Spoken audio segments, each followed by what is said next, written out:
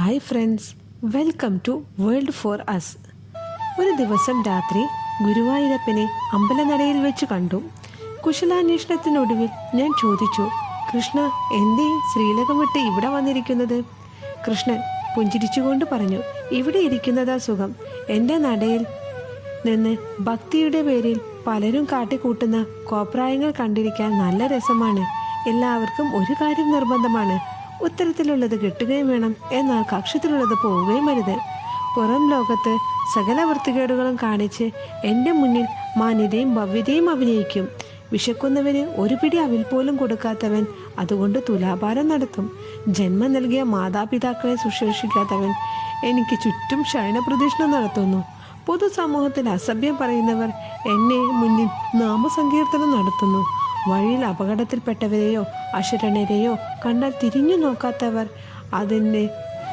അതിനൊന്നും സമയമില്ല, അവർക്ക് അത്രയ്ക്ക് തിരക്കുള്ളവരാണ് എന്ന് എന്നെ ഒരു നോക്ക് കാണാൻ അവർ മണിക്കൂറുകളോളം ഒരു മടിയും കൂടാതെ കാത്തു നിൽക്കുന്നു.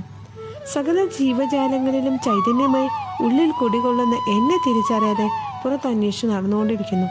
കണ്ണ, ഞാൻ ഒരു ചോദ്യം കൂടി ചോദിച്ചോട്ടെ?